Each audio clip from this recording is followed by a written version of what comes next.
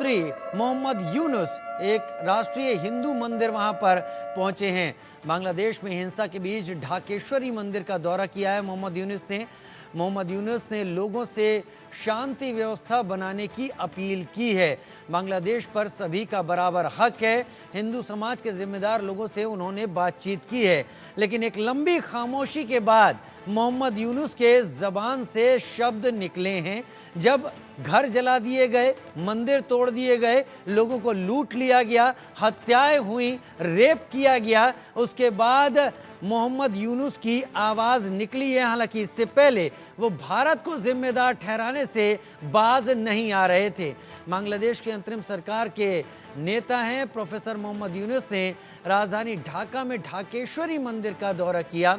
मंदिर के दौरे के बाद उन्होंने देश के हिंदू समुदाय से के लोगों से बातचीत की।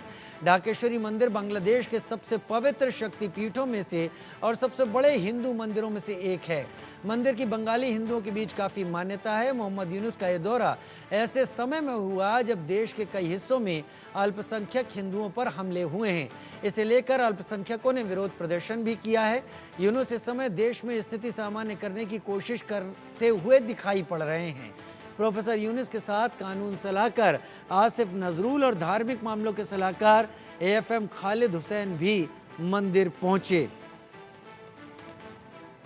हालांकि हर कदम का स्वागत किया जा सकता है, लेकिन ये स्वागत आखिर तब करने की ज़रूरत क्यों पड़ रही है जब लोगों का खासा नुकसान हो चुका है। तब तक राजनीति में मोहम्मद यूनुस क्यों उलझे रहे जब वो भारत को नीचा दिखाने की लगातार इस बीच कोशिश करते रहे। रैनिक मेरे साथ जुड़े हुए हैं। रैनिक, बांग्लादेश से आ रही है खबर जहां पर ढाकेश्वरी पीठ जो कि एक शक्ति पीठ भी है, वहां पर मोहम्मद यूनुस पहुंचे हैं अपनी लिबरल छवि दिखाने के तौर पर। हालांकि इतने दिनों से वो खामोश क्यों थे रैनिक, इसका जवाब उन्होंने नहीं दिया, लेकिन ये जरूर कहा कि बांग्लादेश पर सभी समाज का हक है।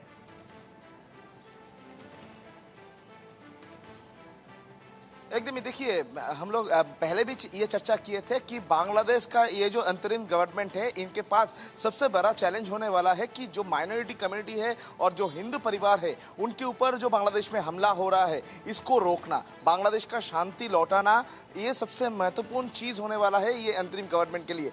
क्योंकि ये गवर्नमेंट चार्ज लेने के बाद से ही दिखा जा रहा था कि जो हिंदू परिवार है उनके ऊपर हमला हो रहा था, मंदिर को तोड़ा जा रहा था, और इसी बीच में ये पूरा सिचुएशन को कंट्रोल करने के लिए एक मैसेज देने के लिए बोल सकते हैं कि आज मोहम्मद यूनुस की तरफ से ढाका का सबसे बड़ा जो मंदिर जिसको शक्तिपीठ के कहा जाता है हिंदू धर्म के मुताबिक, उस ढाकेश्वरी मंदिर में मोहम्मद यूनुस की तरफ से विजिट किया गया और मोहम्मद यूनुस की तरफ से ये मैसेज दिया गया कि ये जो शक्तिपीठ है, ये जो मंदिर है, ये सिर्फ किसी एक धर्म का नहीं, सब धर्म एक होना चाहिए। यानी बांग्लादेश का जो परिस्थिति, बांग्लादेश का जो कम्युनल सिचुएशन, वो सिचुएशन कंट्रोल करने के लिए एक नया पंथा ले चुका है ये मोहम्मद यूनुस, और बोल सकते हैं कि अंतरिम गवर्नमेंट, क्योंकि अंतरिम गवर्नमेंट की तरफ से ये देखा जा रहा है कि किस तरीके से इमोशनल अफेयर किया जाए, इमोशनल अटैचमेंट किया जाए हिंदू परिवारों के साथ, और उसके साथ साथ ही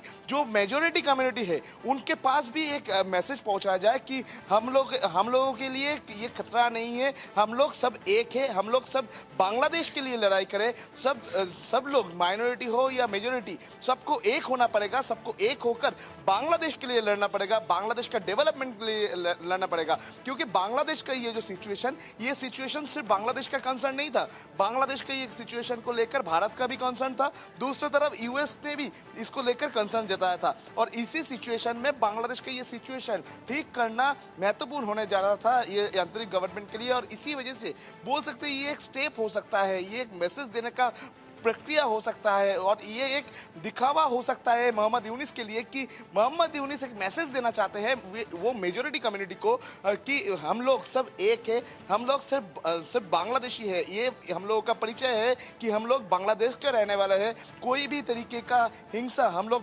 बर्दाश्त नहीं करेंगे, सब लोग एक होकर बांग्लादेश के लिए लड़ाई करेंगे, बांग्लादेश का डेवलपमेंट के लिए लड़ाई करेंगे। लेकिन केवल लिप सर्विस है रैनिक, लिप सर्विस की जा रही है इस वक्त बांग्लादेश में। हालांकि जो टारगेटेड अटैक्स हैं माइनॉरिटी यानी स्पेशली हिंदूज के ऊपर, वो खत्म नहीं हुए हैं अब तक। हाँ, ये तो बोल ही सकते हैं, क्योंकि एक तरफ जब ये दिखावा जा रहा है कि हम लोग जो माइनॉरिटी कम्युनिटी है उनके पास है, उनके साथ है, मंदिर में विजिट किया जा रहा है मोहम्मद यूनुस की तरफ से, ये जब हो रहा है, दूसरी तरफ बांग्लादेश का एक्चुअल जो सिचुएशन, वो सिचुएशन कंट्रोल करने के लिए कोई भी कोशिश ये अंतरिम गवर्नमेंट की तरफ से दिखाई नहीं दे रहा है। क्योंकि बांग्लादेश में लगातार अभी भी जो हिंदू परिवार है, जो क्रिश्चियन परिवार है, उनके ऊपर हमला लगातार हो रहा है। बांग्लादेश का ढाका में जिस मंदिर में मोहम्मद यूनुस पूजा दे रहा है, उससे करीब 300 मीटर दूर बांग्लादेश का सिलेट, उस सिलेट में हिंदू परिवार, हिंदू एक विलेज को तोड़ा गया है। विलेज के अंदर में जो हिंदू रहते हैं उनको घर से हटा दिया गया है। इस तरीके का जो तस्वीर बांग्लादेश से सामने आ रहा है, उसी सिचुएशन में आप सही कह रहे हैं। इस वक्त ये आंदोलन आरक्षण से, रिजर्वेशन से शुरू हुआ था, लेकिन जब सत्ता से उखाड़ फेंका गया शेख हसीना को, उसके बाद मंदिरों को तोड़ना किसने शुरू किया, किसके कहने पर शुरू किया, यह भी एक बड़ा सवाल है। और अब तक इस बात पर जरा भी एड्रेस नहीं किया गया है इंटरिम गवर्नमेंट की तरफ से। बहुत शुक्रिया रैनिक हमारे साथ जुड़ने के लिए, इस जानकारी के साथ आपका। और अब आगे बात इस बड़ी खबर की, जहां पर बांग्लादेश में हिंदुओं पर अत्याचार हो रहा है। हिंदुओं पर अत्याचार को लेकर बांग्लादेश में अब प्रदर्शन शुरू हो गए हैं और इस बार हिंदू संगठन अब सड़क पर उतर आए हैं। सड़क पर 50,000 से ज्यादा हिंदू उतर आए। बांग्लादेश की हर घटना पर भारत सरकार भी नजर रखे हुए है। प्रधानमंत्री नरेंद्र मोदी ने अपने एक्स पोस्ट पर साफ इशारा किया था कि हिंदुओं को प्रोटेक्ट किया जाए। जो तस्वीरें बांग्लादेश से बाहर आ रही हैं, उसमें हिंदुओं के घरों पर हमला हो रहा है, आग लगाई जा रही है, हिंदुओं के साथ, परिवारों में लड़कियों के साथ रेप की घटनाएं हैं, उनको मारा जा रहा है और मंदिर तोड़े जा रहे हैं। इसको रोका जाए।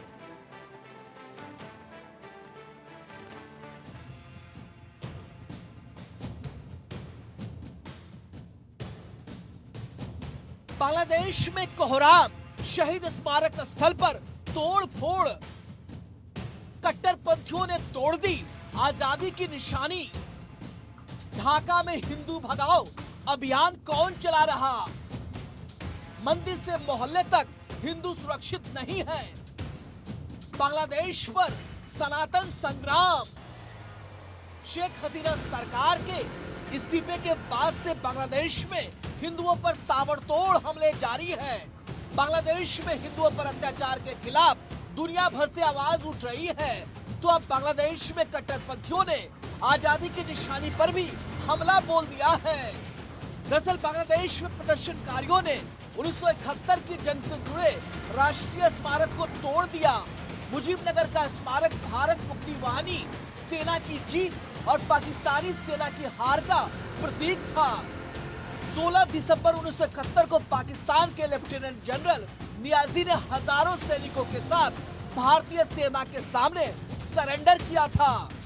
भारतीय सेना के officer commanding in chief lieutenant general Jagjit Singh Arora के सामने उन्होंने दस्तावेजों पर हस्ताक्षर किए थे।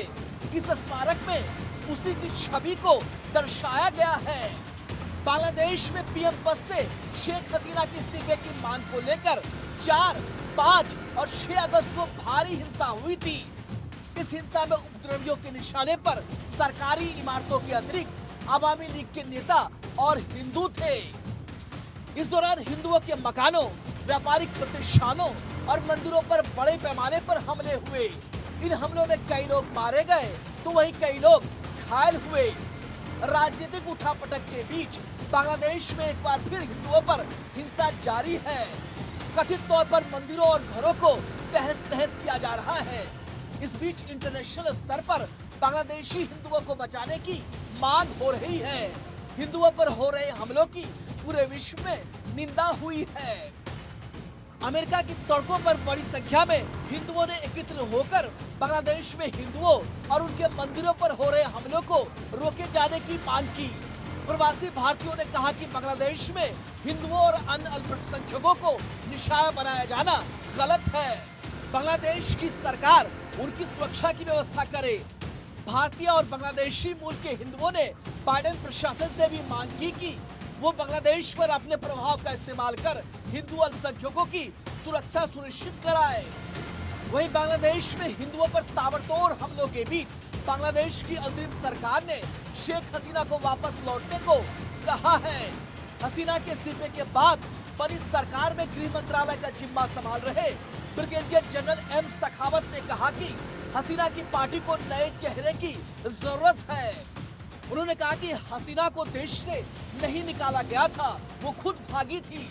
सखावत ने आगे कहा कि वो वापस लौट सकती है, बस देश में फिर से हालात ना बिगाड़े। बांग्लादेश हिंसा में सैकड़ों लोग मारे गए हैं। वहीं शेख हसीना के तख्ता पलट के बाद से हिंदुओं पर हो रहे अत्याचार पर जिस तरह से दुनिया भर में आवाजें उठ रही है, ऐसे में उम्मीद कर सकते हैं कि बांग्लादेश में जल्द थमेगा हिंदुओं पर अत्याचार। Bureau report, India news.